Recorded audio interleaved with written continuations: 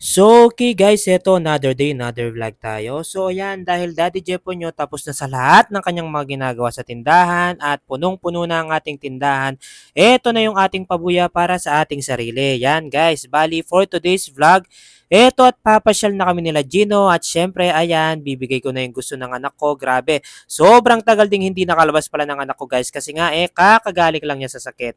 At eto na nga guys, yan, nandito na kami sa arcade. Yan, ako guys, naaalala ko yung pagkabata ko talaga pagkasama ko si Gino dito. Ang pinagkaiba lang ngayon may pambili na kami ng token. Grabe talaga guys nung bata ako. Nako, hirap na hirap kaming pumunta dito sa SM at pagbili ng mga token. Kaya yung Daddy Jepo nyo nagwo-work hard para sa aking anak at para sa aking asawa.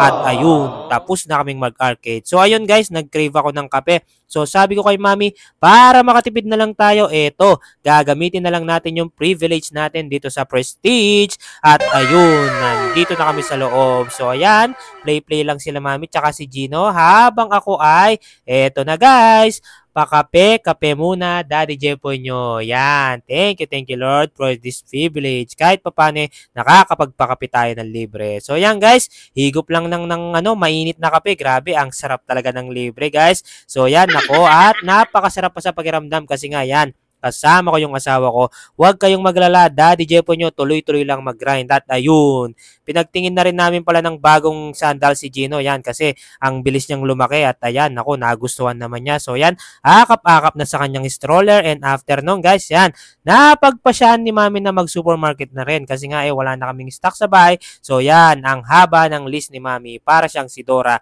nakabag pa. At ayun, si Boss Gino nyo pa-relax lang. Grabe guys, napakasarap lang talaga sa pakiramdam, no? Na kahit sa ganitong bagay lang, nakakapag-banding kami. At yun nga, dahil ngayong asawa ko Saturday, Sunday na yung off niya, yan. Halos nakakapamasyal na kami ng ganito. At Daddy Jepo nyo, halos talagang pag alam kong magdi-day off na si Mami, talagang pinupuno ko na yung tindahan. So yan, enjoying the moment lang guys. Yan, ako si Boss Gino nyo, enjoy na enjoy kahit sa cart lang nakasakay. So after nung guys, yan, kukunin muna ni Daddy Jepo nyo yung sasakyan para less hassle sa asawa ko at sa anak ko. So, bali, isa sa mga pangarap ko yan, guys, na matupad.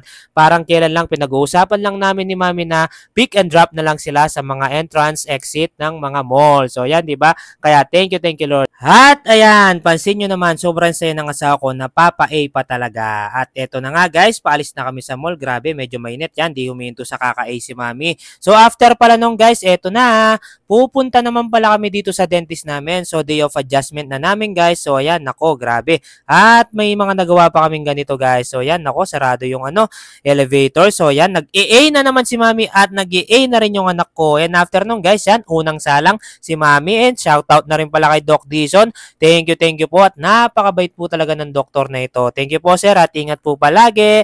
At ayun, Daddy Jepo nyo yung nakasalang. At ayun, sinilip pa ako ng anak ko. Baka daw umiiyak ako. And after nung guys, yan, dinatnan na kami ng ulan. So yun guys, halos patapos na yung vlog ko dito. Naghahanap na lang kami ng makakainan guys. Yan, Daddy Jepo nyo, flexing yung braces niya. Kasi mamaya niyan, masakit na naman yan, bagong adjustment lang. Pero okay lang yan guys. At eto, titira na kami ng maraming pagkain. Gusto daw magsabaw ni Mami. So ewan ko nung o-orderin niyang may sabaw dito. Grabe, napakasarap ng pagkain dito. So yun lamang guys, maraming salamat. Siyempre, finger heart kayo sa amin. And God bless you po.